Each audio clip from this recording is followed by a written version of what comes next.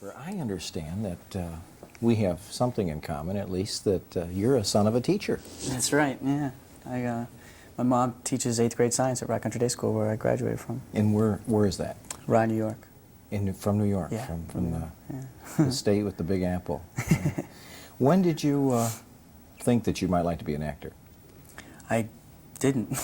It just sort of happened. I was teaching sailing one day, and the next day I was in the movies. It just sort of happened all by accident, really. I mean, just happened to know somebody who sent me in for an interview for the open call that they had for the Blue Lagoon, and I went in, and the next thing I know, I did a screen test. Somebody sent you in or sent your picture, or? Yeah.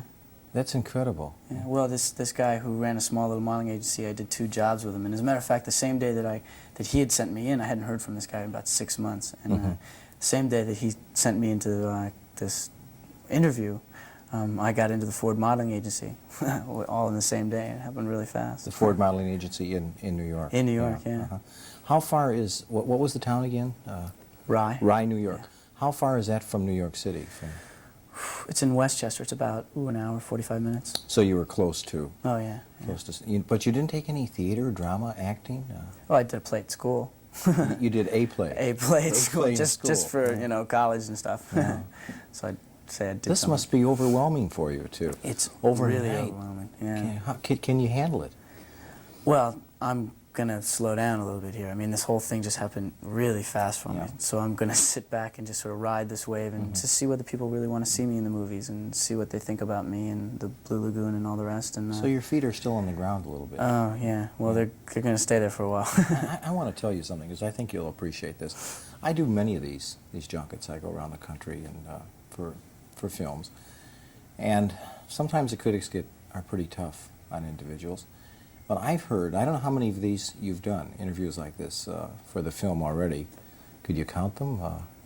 10, 15? No. But anyhow, the last night over a milkshake and whatever with some of the critics, everyone that has interviewed you has said that you'll love the interview with Christopher Atkins because he's such a fine young man. And blowing my ego yeah, okay. And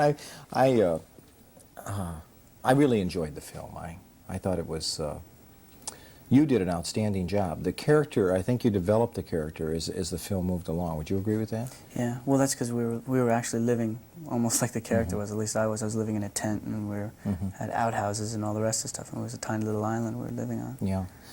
With your lack of acting experience, did they have to coach you as you went along doing the film? No, nobody really coached me. I used to talk to Randal, and I became like best friends on the island. Randal Kleiser, who directed it. I'd always go, I had a lot of dumb questions on me because I had no idea what was going on. I've never even seen a film crew before, let alone a movie star like Brooke Shields. And I imagine when you met Brooke, that was... yeah, that was pretty exciting. That was really exciting. But I found that everything that I did, like all my little emotions that I had to produce and all the actions and reactions and stuff that I'd already done in my past. Like when Brooke went over the other side of the island and she knew she wasn't supposed to go to the other side of the island and she went there anyway. She broke the law. Yeah, she broke the law. Well, I just remember a time when my sister got into something she wasn't supposed to get into and she did it anyway, and I'm yelling and screaming at her, and I just, it's just the whole same thing, it just went over. You did have a little temper tantrum. Oh yeah, just in the throwing film stuff out. But that's not you. That was acting, wasn't it? You're not that way, are you? No. You don't throw things around the house. So. Where's your mother? In high school, were you athletic? Did you participate in football, basketball, and that sort of thing? Yeah, I did. What happened though was I had a knee surgery for 3 years in and out of hospitals from like 9th to 11th grade, and during that period of time, I missed out on a lot of sports, and I sort of became a loner in a way. And that's one thing that was really neat about Blue Lagoon, because I feel like I filled in that gap, as far as my social life goes, and I had all the puppy love sort of feelings and those little bickerings and all the rest of the stuff, and I sort of filled in that gap with Brooke, which was really neat. It was really kind of special. Sure. What's it going to be like when you go home now with the kids? And you going to have the same old friends? Oh, yeah. Well, as a matter of fact, they're out here. They came out here for the premiere. Oh, they did? Yeah. Oh, my family's going back. They're going to take a plane in a couple hours, I guess, and head on back to New York. And it sounds like you're from a close family. Oh, we have a very close family, which is really sweet, because it's very special. I mean, I can always come back to my family. I can always sit down and talk to my mom about anything. You know, we have a really, really close relationship as far as... Do you plan on perhaps going to college and going on in education? Well, one of my main goals was always to pursue sports medicine. I love sports medicine, and only because of all the stuff that I had through my knee and all the stuff that I went through. And because of that, I want to continue that, whether go to college and sit there or study under somebody and take courses or whatever. Do you have tendonitis in your knee?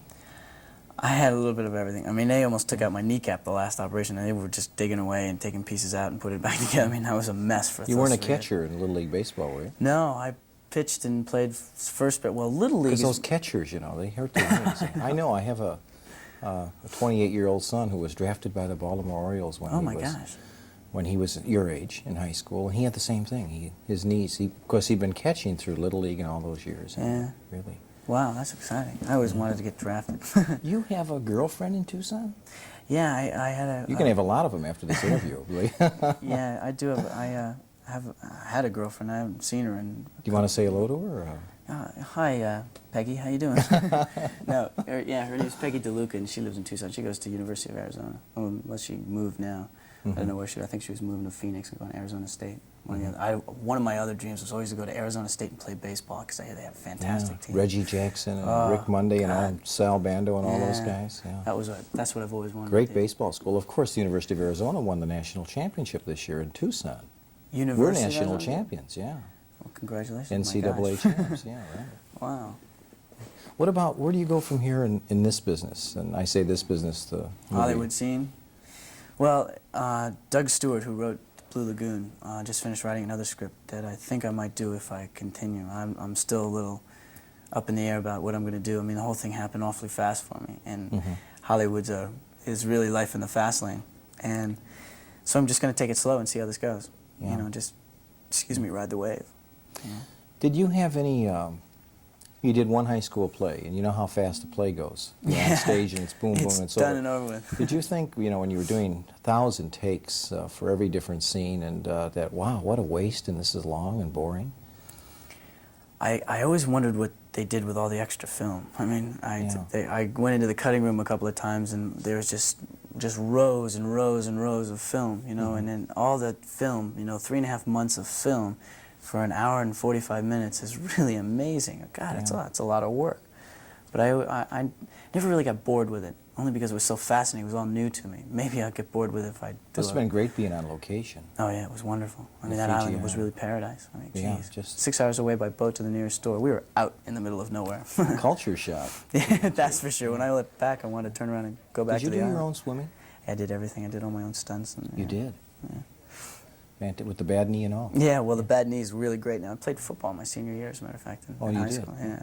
I've got to tell you, he hates it when I do this, but I have a son who's a double for you. He could have played your understudy.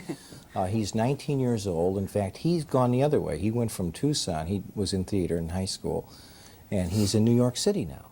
Oh, yes. And he's struggling and hearing all those no's, and I can't use you. And how's this going to affect you? You know what I mean? He's working from the...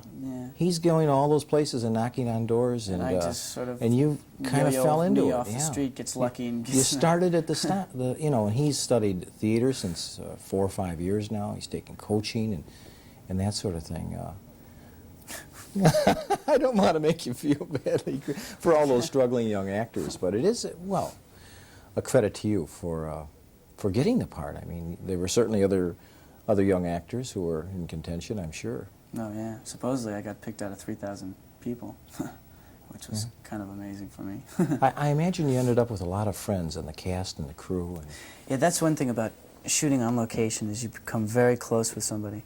I mean, as far as the crew goes, the whole crew is like a big family. And it was unique about this film, it was an Australian crew. Supposedly it was like the first time an Australian crew's worked with a Hollywood company. And we were really deserted on this island. I mean, we were there 24 hours a day seeing each other, you know.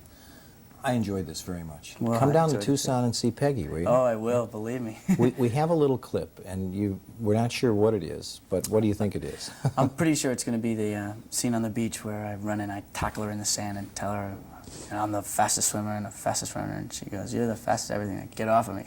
We're going to see two beautiful young people in this right now.